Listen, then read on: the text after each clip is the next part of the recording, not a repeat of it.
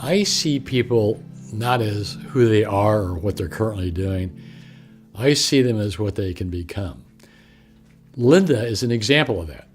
Linda is an introvert. She works for this company. She's one of 5 on the, what do I want to call them, leadership team.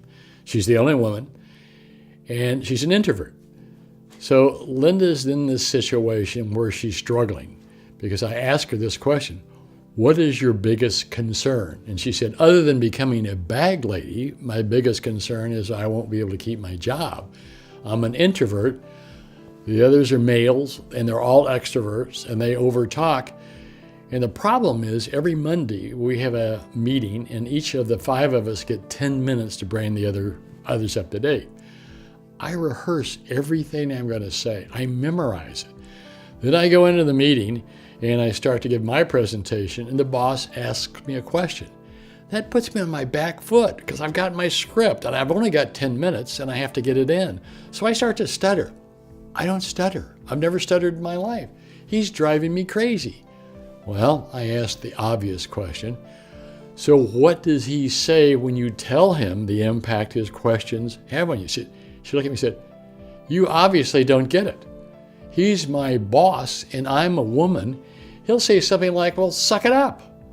They're legitimate questions. So I'm not going down that path.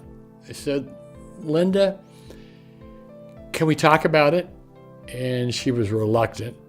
And I said, is this affecting your sleep and your health? She said, yes. I said, then I think we need to talk about it.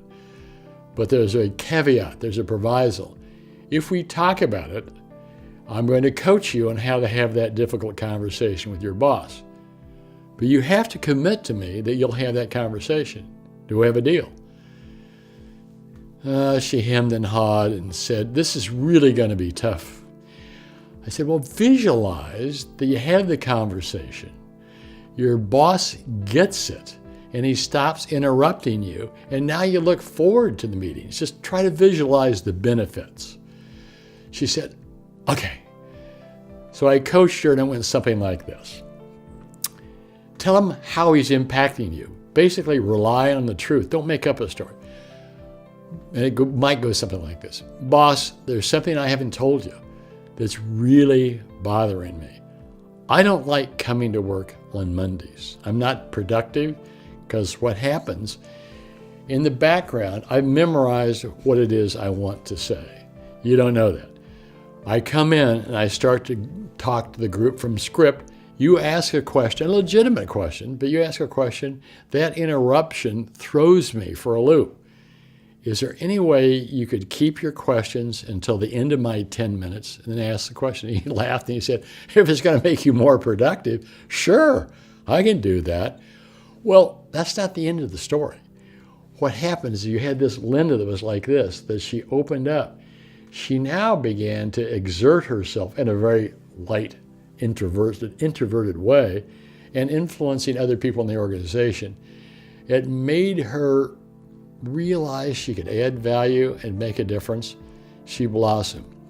How do you think that made me feel? It's like, wow. All I did was ask a few questions and just a little bit of coaching. And she is a heroine. Can you imagine the concerns she had to overcome? And I mentioned earlier, one of her concerns was being a bag lady. She's an amazing woman. You can be an amazing person. I hope I can work with you.